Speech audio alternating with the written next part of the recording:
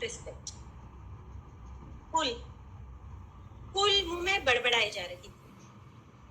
फूल कुमारी, फूल मुंह में बड़बड़ाई जा रही, बड़ी तेजी से काम कर रही थी। बर्तनों की आवाजें बता रही थी कि फूल गुस्से में है या शायद दुखी। हर थोड़ी देर में वह किचन से निकलकर हॉल में आती, बाबा को देखती तो दिखता कि बाबा किताब में नजरें गड़ाए बैठे। वह फिर किचन की ओर चली जाती। इस घर में आने के बाद टीवी देखना तो जैसे छूट ही गया था। पहले फिर भी थोड़ा बहुत देख लेते थे बाबा टीवी, लेकिन अब तो बिल्कुल नहीं। उस घर की याद आने लगी थी फूल को। रात के खाने के बाद सब एक संग अनुपमा देखते, कभी केबीसी तो कभी मूवी। जब क्रिकेट मैच आता ना तो मजा ही आ जाता। इस घर में तो रोहन ही था जो टीवी ऑन करता। बाबा भी रात के उसी समय टीवी देखते और फूल भी ठीक रोहन के बगल में बैठे।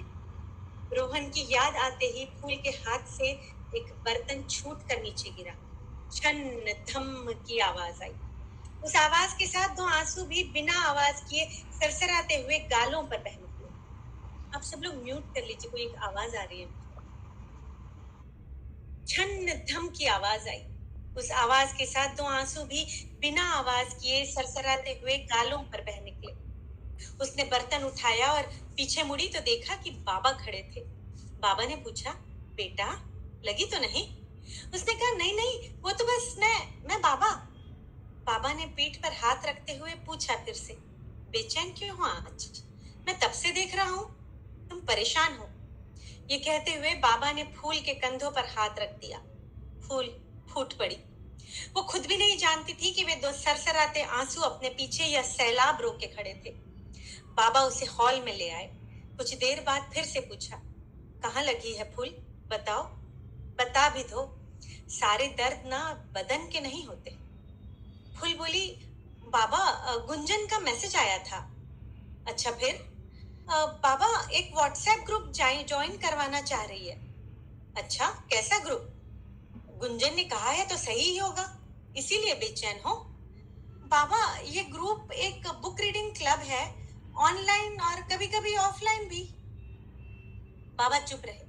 वे जानते थे कि रोहन के बाद जैसे टीवी इस घर से छूट गया है, वैसे ही फूल की किताबें भी। रोहन और फूल कॉलेज में एक बुक रीडिंग क्लब में मिले थे।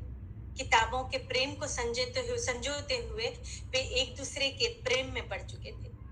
यह प्रेम उन्हें शादी तक ले आया था। फूल के इस घर में आने के बाद पूरा घर किताबमय हो चुका था, लेकिन किताबों के सभी शेल्फ अब चादरों से ढके जा चुके थे। किताब और कॉपियों के नाम पर सिर्फ धोबी और दूध वाले की डायरी बची थी, जो हॉल के दराज में पड़ी रहती थी। बाबा ने फिर से बात छेड़ी, फूल सुनो ना, ये रीडिंग ग्रुप कर लो ना ज्वाइन। तुम किसी समय की बेस्ट रीडर थी कॉलेज में, याद है ना तुम्हें? वो जा चुका तो क्या हुआ, तुम तो यहीं हो, यहीं रहोगी। जाने वालों को भेज दिया जाता है बेटा, उनके साथ हमारा जीना नहीं भेजा जा सकता। रोहन के याद के साथ ही बाबा की आंखों में खून उतर आया था। उन्हें याद आ गया वो दिन जब उन्होंने वकील बुलवाकर रोहन के नाम को डिसोन कर दिया था अपने विल से। रोहन को अपना बेटा होने से अस्वीकार करते हुए फूल के नाम पर सब कुछ कर दिया था। रोहन ने जो धोखा फूल को दिया था, उससे बाबा अपनी दी हुई परवरिश की हार समझ चुके थे और पूरी तरह डिप्रेशन में जा चुके थे। लेकिन उबरे। बाबा ने कहा फूल से, अच्छा फोन दिखाओ तुम्हारा, व्हाट्सएप खोल कर दो बेटा। बाबा ने गुंजन की चैट खोली और लिंक पर क्लिक कर दिया और कहा, अरे यही ना, सेल्फ रिस्पेक्ट बाय एवीपी। लो कर लिया ज्वाइन। ये एडमिन कहीं तो देखा है इसे। हाँ, ये ग्रुप में ये आंचल है, इन्हें भी देखा है, बड़ी अच्छी पोएट है। अरे ये आकाश भी तो गाता है अच्छा। और ये भी तो है इसमें, वही बत्तो। वो बत्तों की बकवास इन्हीं का तो शो है। लो भाई, मैंने तो कर दिया अपना काम, अब तुम करना अपना काम। फूल ने झिझकते हुए उस ग्रुप के सेशन में हाजिर रहने की हाजिरी लगा दी। फूल ने फिर से पढ़ने की शुरुआत कर दी थी। अमित जो इस ग्रुप के एडमिन हैं, कभी भी मैसेज भेज देते ग्रुप पर कि अगले 10 मिनट में आ जाओ सभी, और कई सारे लोग आ जाते। कभी अमृता प्रीतम को पढ़ा जाता, कभी मंटो, कभी नरेश सक्सेना, तो कभी टैगोर। फूल हर बार उतनी ही खूबसूरती से पढ़ती जितनी कॉलेज के दिनों में पढ़ा करती। फूल के बुक शेल्फ से चादर हट चुकी थी और दुख पर से भी। इसी ग्रुप में एक नया इंसान मिला था उसे, ऑली। जिस दिन ऑली ने ज्वाइन किया था, सब उसे देखकर देखते ही रह गए थे। सब चौंक चुके थे। वो गोरा था। अरे रेसिज्म नहीं चल रहा यहाँ। वो सचमुच गोरा था। उसके दादाजी ब्रिटिश थे और दादी बंगला। ऑली ठीक अपने दादाजी की तरह दिखता, नीली आंखें, भूरे बाल और गोरा रंग। ऑली हिंदी का प्रोफेसर था, कसौली में। हाँ भाई, कसौली में रहने वाला ऑली फूल का बहुत करीबी दोस्त बन चुका था। सेल्फ रिस्पेक्ट पर साथ में किताबें पढ़ते पढ़ते वे एक दूसरे को भी पढ़ने लग गए थे। और फिर अचानक एक दिन दोनों ही ग्रुप छोड़ चुके थे। अमित ने दोनों को मैसेजेस भेजे, लेकिन कोई जवाब नहीं आया।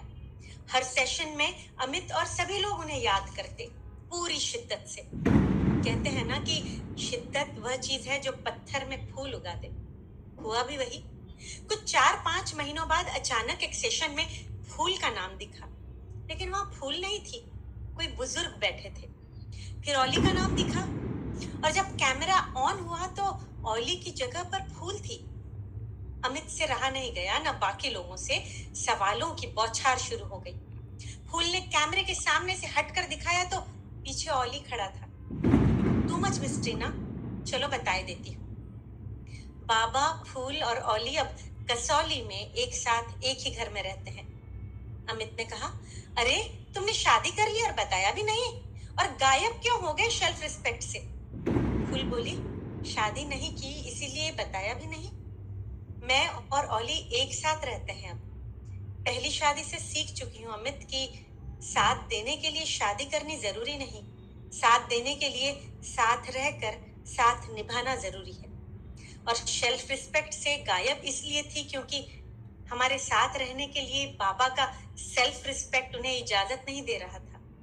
बाबा को मनाने में कुल 4 महीने लग गए। अब जब बाबा मान गए हैं तब हम साथ रहने लग गए हैं। तो अब इस घर में हम सब रहते हैं एक साथ। हम सब मतलब मैं, ऑली, बाबा, बाबा का सेल्फ रिस्पेक्ट और हम सब का self respect. Thank you so much dear self respect. Love you all. Thank you. अरे वाह